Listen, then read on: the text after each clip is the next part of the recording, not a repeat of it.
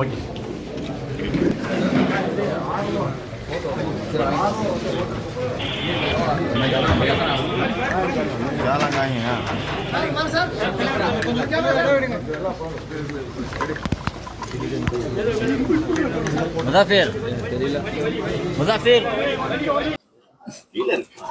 திராவிட முன்னேற்ற கழக தலைமையிலான மத சார்பற்ற முற்போக்கு கூட்டணி கட்சிகளின் பேர் ஆதரவோடு தளி சட்டமன்ற தொகுதியில் இந்திய கம்யூனிஸ்ட் கட்சியின் சார்பாக சின்னத்திலே நான் போட்டியிட இருக்கிறேன். இன்றைக்கு மத சார்பற்ற முற்போக்கு கூட்டணி கட்சி தலைவர்கள் உட்பட இன்றைக்கு தேன்கனிக்கட்டை வட்டாட்சியர் அலுவலகத்தில் வேட்புமனு தாக்கல் செய்திருக்கிறேன். தமிழ்நாட்டுடைய முதலமைச்சருடைய 5 ஆண்டு கால திட்டங்கள் என்பது தமிழ்நாட்டில் உள்ள அனைத்து குக்கிராமங்களிலும் ஒவ்வொரு வீட்டிலும் ஒவ்வொரு குடும்பத்தையும் சென்றடைந்திருக்கிறது.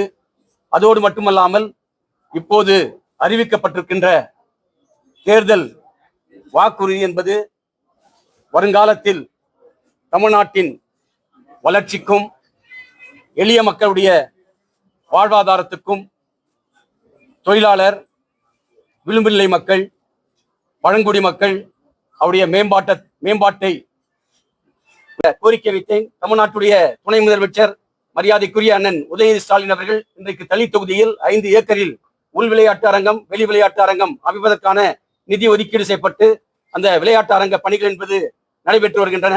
அதோடு மட்டுமல்லாமல் இந்த பகுதியில் சுமார் 1,18,000 ஏக்கர் ஒன்றிய மாநில அரசுகள் காவேரி வடக்கு யானைகள் சரணாலயம் மற்றும் காவேரி தெற்கு சரணாலய உயிர்ச்சேதத்துக்கும் இழப்பீடு பெற்றுக் கொடுத்திருப்பதோடு இன்றைக்கு நிரந்தரமாக வனவிலங்குகள் மற்றும் மனித மோதலுக்கு தீர்வு காணும் வகையில் இதுவரை எந்த அரசும் சோலார் ரோப் மின்சேலி அமைப்பதற்கு நிதி ஒதுக்காமல் இருந்தார்கள். சட்டமன்றத்திலே வலியுறுத்தி இன்றைக்கு நம்முடைய மாண்புமிகு தமிழ்நாட்டிய முதலமைச்சர் அவர்கள் ஒரு கிலோமீட்டருக்கு 35 லட்சம் ரூபாய் வீதமாக 19 கோடி ரூபாய் மதிப்பீட்டில் இன்றைக்கு 55 கிலோமீட்டர் தூரத்துக்கு அந்த சோலார் மின்வேலி அமைக்கும் பணிகள் நடைபெற்று வருகின்றன. மீதமுள்ள 105 கிலோமீட்டர் தூரமும் வருங்காலத்தில் நிச்சயமாக சட்டமன்றத்திலே வலியுறுத்தி அந்த 105 கிலோமீட்டர் தூரக்கும் அந்த சோலார் மின்வேலி அமைத்தரப்படும். அதோடு மட்டுமல்லாமல் அரை நூற்றாண்டு கால கோரிக்கை, அதாவது தளி ஊராட்சி ஒன்றியம் என்பது தமிழ்நாட்டிலேயே பெரிய ஊராட்சி ஒன்றியம்.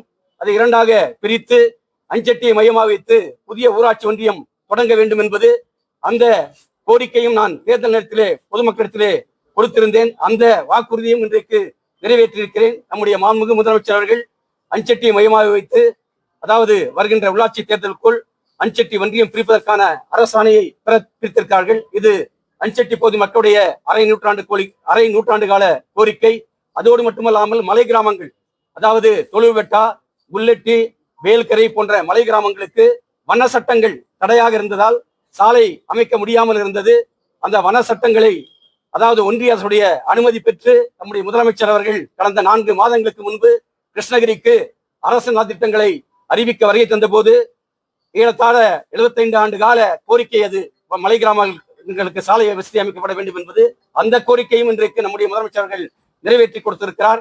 அதோடு மட்டுமல்லாமல் இன்றைக்கு மலை கிராமங்களுக்கு சுகாதார வசதிக்காக 5 ஆரம்ப சுகாதார நிலையங்கள், அதே போல 2 துணை சுகாதார நிலையங்கள் பழங்குடி மக்கள், மலைவாழ் மக்களுடைய சுகாதார நலனுக்காக இன்றைக்கு சுகாதார கட்டமைப்பை இன்றைக்கு நம்முடைய முதலமைச்சர் அவர்கள் தளி தொகுதியிலே ஏற்படுத்தி கொடுத்திருக்கிறார்.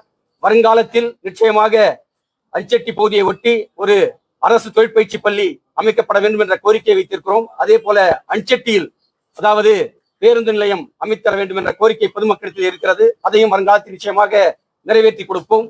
அதோடு மட்டுமல்லாமல் தளி தொகுதி என்பது கடல் மட்டத்திலிருந்து சுமார் 3650 அடி உயரத்தில் இருப்பதால் ஆண்டு முழுவதும் குளிர்ச்சியான சீதோஷ நிலை நிலவுவதால் இந்த பகுதியில் பசுமை குடில் அமைத்து விவசாயிகள் ரோஜா, ஜெர்பரி போன்ற கொய்மலர்களை உற்பத்தி செய்து அரபு நாடுகளுக்கும் ஐரோப்பிய ஒன்றுகளுக்கும் இன்றைக்கு ஆண்டுக்கு 1000 கோடி ரூபாய் அளவுக்கு ஏற்றுமதி செய்து வருகிறார்கள். ஆகவே அந்த பசுமை குடில் அமைத்து மலர் சாகுபடி செய்கின்ற விவசாயிகளுடைய மலர்களை பாதுகாக்கும் வகையிலே குளிர்பதன கிடங்குகள் அமைப்பதற்கான நடவடிக்கைகள் வருங்காலத்தில் மேற்கொள்ளப்படும் என்பதை தெரிவித்துக் கொள்வதோடு, இந்த பகுதியில் குறிப்பாக இன்றைக்கு ஓசூர் என்பது வளர்ந்து வருகின்ற ஒரு தொழில் நகரம்.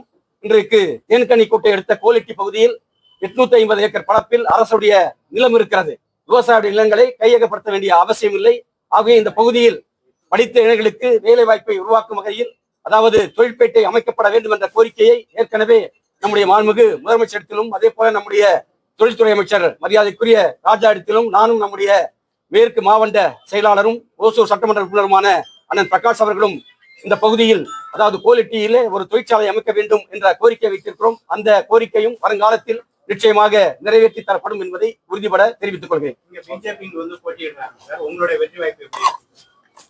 யார் போட்டியிட்டாலும் திராவிட முன்னேற்ற கழக தலைமையிலான மத சார்பற்ற முற்போக்கு கூட்டணி கட்சிகள் இந்த தொகுதியில் பலமாக இருக்கிறது.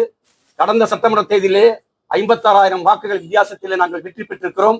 இந்த தேர்தலில் 75,000 வாக்குகளுக்கு மேல் வித்தியாசத்தில் நாங்கள் வெற்றி பெறுவோம் என்பதை தெரிவித்துள்ளோம்.